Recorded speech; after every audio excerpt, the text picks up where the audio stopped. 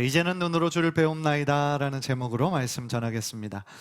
우리가 매주 이 성경을 지금 말씀을 듣는 것이 지난 주 중에 읽었던 그 성경 본문 중에 지금 하나로 계속 설교하고 있는데 알고 계시죠? 예.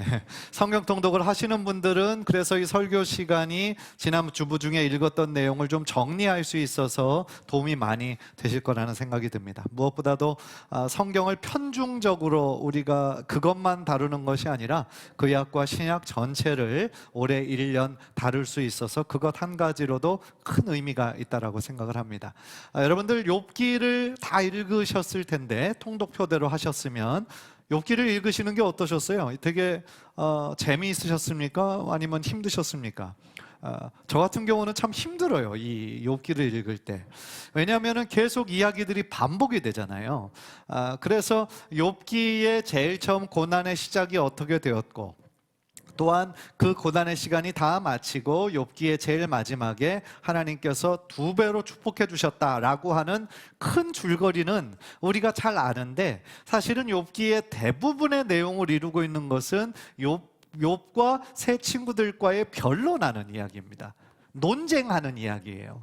그리고 이 논쟁의 이야기가 다 다른 내용이 아니라 사실은 똑같은 얘기를 조금씩만 바꿔서 하다 보니까 이것을 계속 읽어나가는 독자의 입장에서는 쉽지 않은 내용의 연속이거든요. 무엇보다도 욥의 세 친구들의 관점은 딱 한 가지 관점입니다. 그게 뭐냐면 인과론적 관점이에요. 모든 일에는 이유가 있다는 거예요. 그러니까 지금 결과로 그들 앞에, 욥의 친구들 앞에 주어진 것은 뭡니까? 지금 욥이 말할 수 없는 고난을 받고 있다는 거예요. 그러니까 엄청난 고난이 지금 욥에게 있다라는 것은 인과론적인 관점에서 봤을 때 어떤 겁니까? 반드시 이 고난이 있는 이유가 있다는 거죠. 그리고 그 고난의 이유는 이 친구들이 얘기하는 건 뭡니까? 죄라는 거죠. 죄. 그러니까 욥은 그들의 이 자꾸 책망하고 정죄하고 판단하는 것에 대해 억울하죠, 이 욥은. 예, 그렇기 때문에 계속 어떻게 하는 겁니까? 자신의 무죄함을 계속 증명하려고 하잖아요. 나는 죄가 없고 나는 의롭고, 그런데 자꾸 너희들은 없는 죄를 자꾸 지적하고 내가 알지도 못하는 그 죄를 회개하라고 하니까 이 욥의 마음도 너무너무 아픈 거죠. 그러면서 중간 부분을 보면 친구한테 제발 나를 긍휼히 여겨달라, 나를 그냥 불쌍히 여겨달라, 너희들이 하는 위로는 위로가 아니다, 오히려 나를 더 아프게 하는 말일 뿐이다 라고 얘기를 하는 거죠. 그런데 이 욥과 세 친구가 비슷비슷한 얘기로 논쟁을 하다가 제일 뒷부분에 또 다른 친구 한 사람이 등장합니다. 네 번째 친구, 엘리후라는 사람이에요. 엘리후. 그런데 이 엘리후라는 사람은 그래도 이 세 친구들보다는 나은 한 가지 관점을 얘기해요. 그게 뭐냐면 지금 욥이 당하는 고난이 죄의 엄청난 결과라기보다는 하나님의 교육일 수도 있다. 이 일을 통하여 하나님께서 지금 너를 교육하는 것일 수도 있다 라고 하는 당시의 새 친구들과는 다른 관점을 제시해서 그래도 다른 친구들보다는 나았지만, 그래도 이 또 엘리후가 지적하는 것은 이 욥이 끝까지 자신의 의로움을 주장하는 그 태도, 너라고 허물이 없겠느냐, 너라고 인간이 아니냐, 그 교만한 태도를 하나님 앞에 회개해라 라고 지적하면서 결국 친구 이 욥을 위로하고 함께 해주는 그런 사람이기보다는 또 그를 정죄하고 판단하는 다른 새 친구들과 똑같은 역할을 하는 거죠.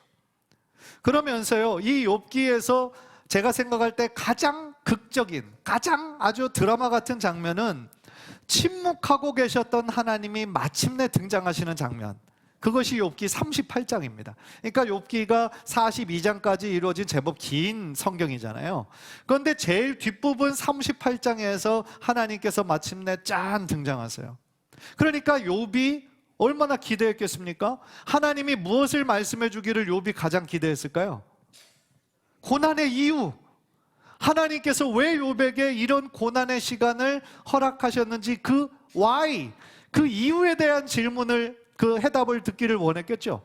그런데 하나님은 거기에 대한 이유를 말씀해 주셨어요? 안 해주셨어요? 안 해주셨어요.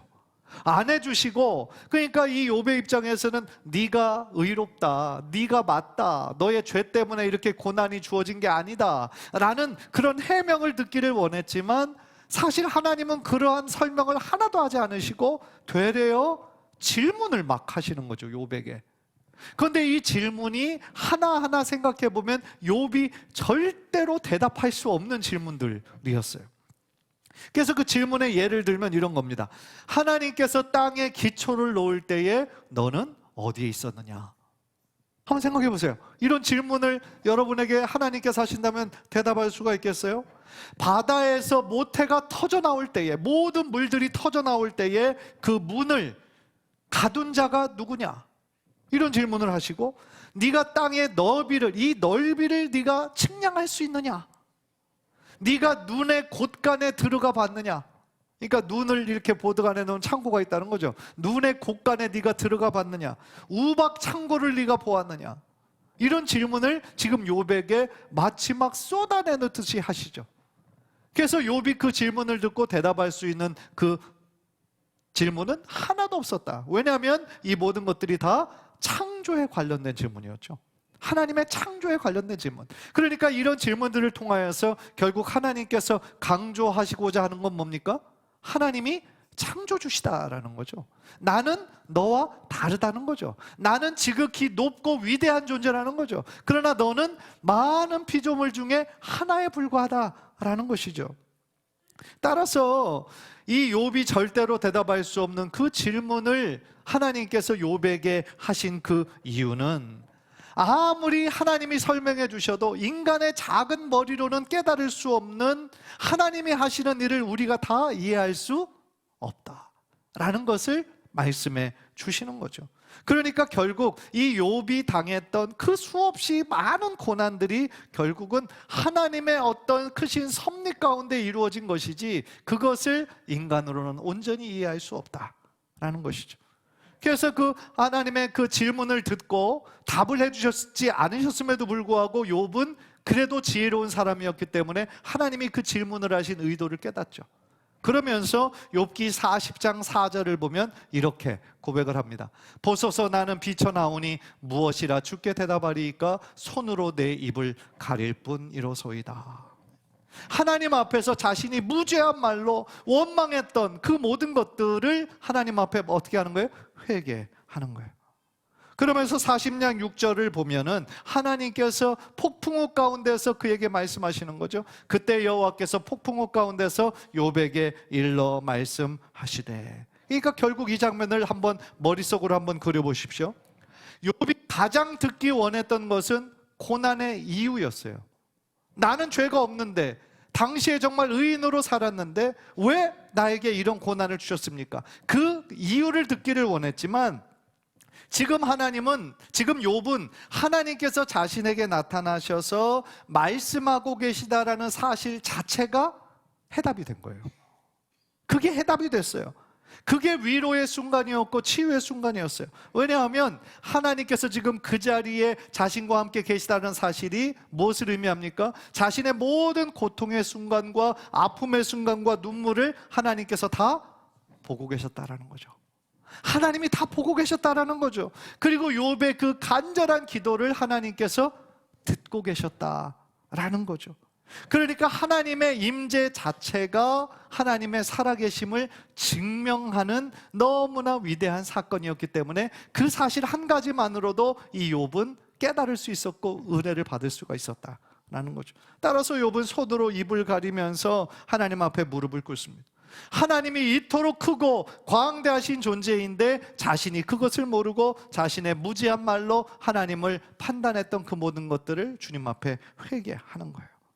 그런 면에서 이제 오늘 본문 이 욥기 42장은 제일 마지막 장입니다. 제일 마지막 장에서 지금 하나님 앞에 고백하면서 회개하며 나아가는 장면을 우리들에게 보여주고 있다라는 거죠. 따라서 욥은요, 창조주이신 하나님이 절대 주권을 가지신 분이라는 거죠. 하나님이 절대 주권을 가지신 분이기 때문에 결국에는 이 모든 일들을 통하여 하나님의 뜻을 이루실 것입니다 라고 고백하게 되는 거예요. 이런 배경에서 욥은요 오늘 본문에 나오는 2절을 고백하는 거예요. 2절 우리 한번 다 함께 읽읍시다. 시작. 주께서는 못하실 일이 없사오며 무슨 계획이든지 못 이루실 것이 없는 줄 아오니. 그러니까 이 고백은 뭡니까? 자신에게 있었던 정말 너무나 재앙과도 같았던 고난이 결국 하나님의 뜻이었다라는 것을 알았다라는 걸 얘기하는 거죠. 그 모든 고난이 자신에게는 큰 고통과 시련의 시간이었지만 그 안에 하나님의 선하신 뜻이 담겨 있었음을 이제야 알게 되었습니다 라는 고백인 거예요. 비록 당대에 많은 사람들에게 의인이라 칭송받고 또 하나님께서 인정하는, 하나님께서 자랑할 만한 사람이었지만 그도 역시 한 사람의 인간이었기 때문에 하나님 앞에 서자마자 자신의 죄악을 감출 수가 없었다라는 거죠. 그래서 3절을 보니까 무지한 말로 이치를 가리는 자가 누구니까 나는 깨닫지도 못한 일을 말하였고 스스로 알 수도 없고 헤아리기도 어려운 것을 이를 말하였나이다. 자신이 하나님 앞에, 창조주 하나님 앞에 자신은 그저 작은 피조물일 때 불과한데 자신이 마치 다른 것들을 다 아는 것처럼 그렇게 하나님 앞에 범죄하였다라는 거죠. 그래서 새 친구들과 계속 변론하면서 자신의 의로움과 자신의 죄 없음을 그토록 강조하였던 그가 이제 하나님의 공의 앞에 섰을 때에 자신이 얼마나 교만했었는지 그거를 회개하고 있는 것이죠. 그래서 5절 6절을 보세요. 5절 6절을 보니까 내가 주께 대하여 귀로 듣기만 하였사오나 이제는 눈으로 주를 배움나이다 이렇게 고백을 하는 거죠. 주께 대하여 귀로 듣기만 했어요. 다른 사람들에게서 자기의 작은 지식으로 듣기만 했던 것들이 이제는 자신의 눈앞에 계신 하나님을 직접 보게 되면서 욥의 영적인 눈이 뜨여지게 된 거죠. 그 전보다 이 순간 하나님의 임재를 통하여 욥의 영적인 눈이 뜨여지게 된 거죠. 그래서 고난에 대해서 왜 그렇게 하셨는지 합리적인 이유를 들은 것이 아니라 하나님은 창조주로서 절대 주권을 가지신 분이십니다. 이거를 깨달았다는 거예요. 그리고 그분이 원하시면 무엇이든지 할 수 있습니다 라는 사실을 고백하게 되었다라는 거죠. 그러니까 하나님께서 창조주 하나님으로서 절대 주권을 가지고 하시는 일을 우리 인간은 다 헤아릴 수가 없다라는 것을 깨달은 것이죠. 사실 우리들의 삶에도 우리가 이해할 수 없는 여러 가지 고난과 어려움들을 많이 만나게 되잖아요. 예측할 수 없었던, 전혀 예상할 수 없었던 일들이 불쑥불쑥 우리들의 삶 가운데 찾아오게 되잖아요. 그러면 그때마다 우리는 왜 하필 납니까? 왜 하필 우리 가족입니까? 내가 무슨 죄를 졌다고? 이렇게 원망이 쉽게 나오게 되잖아요. 그런데 그거에는 결국 어떤 사고가 있는 거냐면 자아중심적인 사고관이 있는 거죠. 그러니까 나에게는 절대로 이런 일이 일어나서는 안 된다라고 스스로 규정해 버리는 거죠. 그러니까 그런 일들이, 예상 밖의 일들이 나에게 일어나게 때 왜 나에게 이런 일이 일어나나 자꾸 이유를 찾고 싶지만 사실은 그런 일들에 대해서 우리가 해석할 수가 없는 것이죠. 하나님께서 하시는 일을 우리들의 작은 머리로는 다 이해할 수가 없다라는 것이죠. 결론적으로요, 욥은 그 힘든 고난의 시간들을 통하여서 하나님의 자랑이 됩니다. 하나님의 자랑이 되고 하늘의 보석과 같은 존재가 돼요. 여러분, 진주가 생기게 되는 이야기들은 많이 들어보셨잖아요. 그죠? 그 진주 조개가 안에서 진주가 이렇게 생기려면 사실은 이물질이 들어가는 거잖아요. 이물질이 들어가서 그것을 아파하고 참아내는 그런 과정들이 필요하잖아요. 그러면서 오랜 시간 끝에 마침내 진주라고 하는 아름다운 보석을 만들어낸다는 거죠.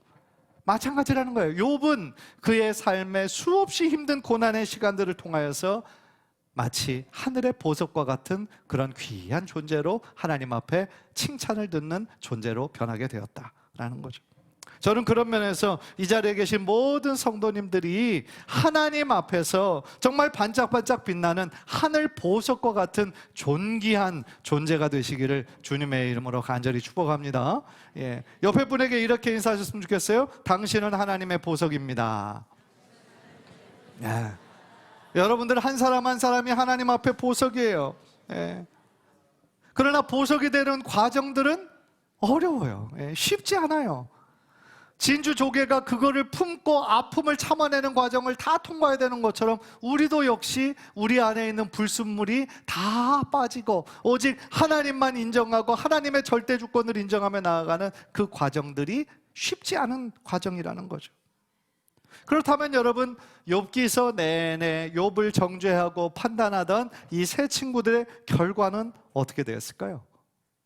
하나님께서는요, 이 7절을 통하여서 욥을 계속 정죄하고 판단했던 그들에 대해서 노하셨어요. 노하시고 그들을 책망하셨습니다. 그 내용이 7절의 내용이죠. 여호와께서 욥에게 이 말씀을 하신 후에 대만 사람 엘리바스에게 이르시되 내가 너와 내 두 친구에게 노하나니 이는 너희가 나를 가리켜 말한 것이 내 종 욥의 말같이 옳지 못함이니라. 하나님께서는 마침내 욥이 옳았다라고 지금 말씀해 주시는 거죠. 욥과 세 친구들의 논쟁, 그 지루했던 논쟁을 하나님께서는 다 들으시고 계셨다라는 거죠. 그리고 이제 욥이 옳았다라고 욥의 편을 들어주시는 장면인 거죠. 그래서 욥의 친구들에게 무엇을 명령하시냐면요, 8절에 나오는 것처럼 수소 7마리와 순양 7마리를 번제로 하나님께 드리라고 얘기하고요. 더 특이한 거는 욥으로 하여금 욥의 친구들을 위하여 기도해 줄 것을 말씀하세요. 네. 다시 말하면 욥의 친구들은요, 자신들의 작은 그런 지식과 경험으로 욥을 자꾸 정죄하고 판단했다라는 것에 대해서 사죄의 제물을 올려드려야 됐고요. 그리고 욥은 마치 당시에 대제사장은 없었지만, 대제사장은 이제 그 모세 시대를 통해서 나오는 거고 욥은 아브라함과 비슷한 시대에 살았던 사람이거든요. 그런데 욥이 마치 대제사장의 역할을 하는 것처럼 그의 친구들을 용서하고 그들을 위해 기도하는, 그래서 그들의 멀어졌던 관계를 다시 화목하게 하는 하나님의 이 명령을 욥은 들어야만 됐던 거죠.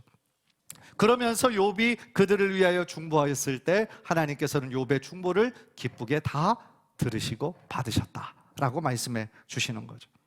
한편 우리는 이 욥의 친구들을 보면서요, 지금 정말 어려운 고난의 상황 가운데 있는 사람들, 우리 주변의 이웃들, 가족들, 친척들, 친구들, 그런 사람들에게 어떻게 우리가 해야 되나라는 것을 반면교사로 우리가 배우게 돼요. 사실 우리가 만약에 욥의 친구였다고 한다면 우리는 어떻게 했을까요? 욥에게 생각해 보셨어요? 아마도 우리는 욥의 친구들과 크게 다르지 않았을 거예요. 우리의 지식과 우리의 경험에서 나오는 몇 가지 위로, 몇 가지 권면했겠죠. 그런데 그 친구가 그 권면을 아주 고지고대로 받아들이지 않고 끊임없이 막 변명하는 것처럼 드렸다면 우리도 역시 판단하고 정죄했을 거예요. 우리도 크게 다르지 않았을 거예요. 사실 그것이 우리가 가진 한계죠. 우리가 어떻게 하나님의 생각을 다 알 수 있겠어요? 하나님은 우리의 창조주이시고 우리는 그의 피조물 중에 하나에 불과하잖아요. 따라서 우리는 그럴 경우 정말 지금 극심한 고난을 감당하고 있는 주변의 사람들을 볼 때 우리는 겸손히 하나님의 뜻을 구하고 그저 기도해 주는 거죠. 그 역할을 감당해야 하는 거죠. 섣부른 위로, 섣부른 권면이 지금 큰 고통을 당하고 있는 사람들에게 힘이 되는 것이 아니라 오히려 더 상처가 될 수도 있다라는 것을 우리는 기억해야 되는 거죠. 따라서 혹시나 지금 우리 주변에 그런 고난의 시간을 누군가 당하고 있다면, 이유를 알 수 없는 광야의 시간을 지나고 있다면 우리는 그 일로 그 사람에게 판단하기보다는 먼저 그 형제 자매를 사랑하는 마음으로 다가가시고 온유와 겸손의 마음으로 그렇게 기도해 줄 때 그 아파하는 형제 자매들의 그 무거운 짐을 우리가 조금이라도 나누어지게 될 줄 믿습니다. 그것이 믿음을 가진 형제 자매들의 해야 될 역할이고 책임이다라는 거예요. 마지막으로 12절 13절을 보면은요, 하나님께서는 사탄의 모든 시험을 이겨내고 정금처럼 단련된 욥에게 어떻게 하셨냐면 놀라운 복을 내려주시는데 그 전보다 갑절의 복을 내려주세요. 자, 12절 13절 우리 한번 다 함께 읽겠습니다. 시작. 여호와께서 욥의 말년에 욥에게 처음보다 더 복을 주시니 그가 양 14,000과 낙타 6,000과 소 1,000결이와 암나귀 1,000을 두었고 또 아들 7과 딸 3을 두었으며, 그의 인생의 결론, 그의 인생의 마무리, 하나님께서 놀랍게 회복시켜 주실 뿐만 아니라 그 전보다 더 큰 축복을 허락해 주신다. 그리고 그렇게 하시는 분이 바로 우리 하나님이시다라는 것을 우리가 배우게 되는 거죠. 사랑하는 성도 여러분, 우리들의 인생에도 무엇인가 훈련받고 연단받는 과정들이 있는데 그 모든 과정들은 쉽지 않아요. 어려워요. 솔직히 훈련이라는 말이 붙은 것 중에 쉬운 것은 없어요. 엄밀히 말하면 훈련이 너무 쉽다? 그러면 제대로 된 훈련이 아니에요. 우리 삶에는 이 훈련 과정보다 더 힘든 것들을 겪을 때가 훨씬 많아요. 따라서 우리가 어떤 힘든 시험을 잘 통과했을 때 우리는 우리의 삶에 앞으로 다가올지도 모르는 큰 어려움들을 대비할 수 있는 힘과 능력을 우리가 갖추게 되는 것이죠. 그런 면에서 우리들의 삶에 연단이 있다라는 거, 광야의 시간이 있다라는 거, 그거는 오히려 우리들에게 더 큰 축복이 될 수도 있다라는 거예요. 왜냐하면 그런 시간들을 통하여 우리 안에 나를 의지했던, 나의 자아를 의지해왔던 그 모든 것들이 불순물들이 다 빠지게 되는 거죠. 그런 시간을 통하여 순금과 같은 존재로 우리가 변화할 수 있기 때문이다 라는 거죠. 그 시간을 통하여 우리는 더욱더 견고해지고 무엇보다도 하나님을 더 하나님으로 신뢰하게 되기 때문이다 라는 거죠. 욥기 23장 10절 우리 한번 다 함께 읽을까요? 시작. 그러나 내가 가는 길을 그가 아시나니 그가 나를 단련하신 후에는 내가 순금같이 되어 나오리라. 아멘. 욥의 고백이죠. 고난이 한가운데 있을 때에 이 친구들과의 끝도 없는 논쟁이 계속되고 있을 때 하나님께 드리는 그의 고백이에요. 내가 가는 길을 하나님이 아신다. 여기서 말하는 길이 뭐예요? 나의 앞으로의 인생이죠. 나의 미래죠. 나의 모든 인생의 미래를 오직 하나님만 아신다. 그리고 그가 나를 이렇게 단련하신 후에는 내가 결국은 순금같이 되어 나올 것이다 라고 하는 그의 바람과 그의 확신이 이 고백 안에 들어가 있다라는 것이죠. 사랑하는 성도 여러분, 신명기 8장 16절에 봐도요 이런 말씀이 있어요. 신명기 8장 15절 16절을 보면 내 조상들도 알지 못하던 만나를 광야에서 내게 먹이셨나니 이는 다 너를 낮추시며 너를 시험하사 마침내 내게 복을 주려 하심이었느니라 라고 말씀하죠. 따라서 우리들의 삶 가운데 많은 어려움과 고난과 시험의 기간들이 있다 할지라도 결국 그러한 시간들이 우리들에게 주어졌다라는 것은 하나님께서 우리를 사랑하신다라고 하는 표현이에요. 우리를 사랑하시기 때문에 우리로 하여금 그 시간을 통하여 더욱더 하나님만 의지하는 사람이 되기를 우리 하나님은 기대하고 계시기 때문이다 라는 거예요. 그리고 마침내 우리들에게 더 큰 축복을 주시기 위함이다 라는 거죠. 그래서 시편 저자는요 고난당한 것이 오히려 내게 유익합니다 라고 고백을 한 거예요. 시편 119편 71절 다 함께 시작. 고난당한 것이 내게 유익이라 이로 말미암아 내가 주의 율례들을 배우게 되었나이다. 고난당한 것이 그때는 너무 힘들었지만 결국은 영적으로 내게 유익한 시간이었습니다. 왜냐하면 그 시간들을 통하여 내가 하나님의 말씀들을, 하나님의 뜻을 배우게 되었기 때문입니다 라는 거죠.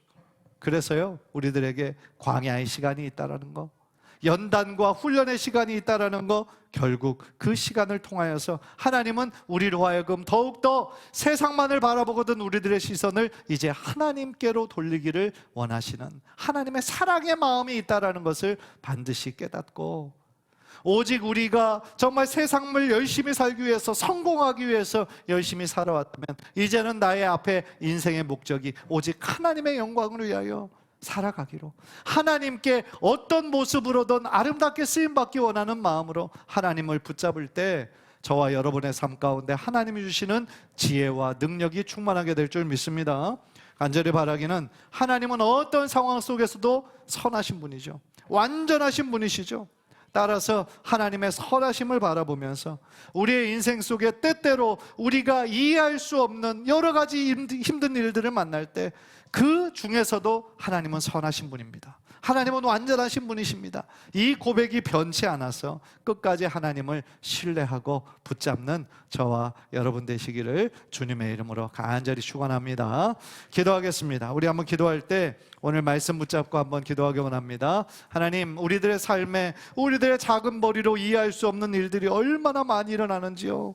하나님, 그런 일들을 만날 때 우리는 자꾸 왜 하필 나입니까? 왜 하필 우리 가족입니까? 원망하고 불평하고 싶지만 어떤 상황 속에서도 우리 하나님은 선하신 분이세요. 우리 하나님은 창조주 하나님이세요. 절대 주권을 가지신 분이세요. 하나님의 선한 뜻대로 우리들의 삶을 이끄실 줄 믿습니다. 그래서 우리가 그 제목 붙잡고 하나님, 감당할 수 있는 힘과 능력을 주세요. 나에게 그 길을 따라갈 수 있는 인내와 믿음을 허락해 주세요. 우리 그 제목 가지고 주여 한번 부르고 통성으로 기도합니다.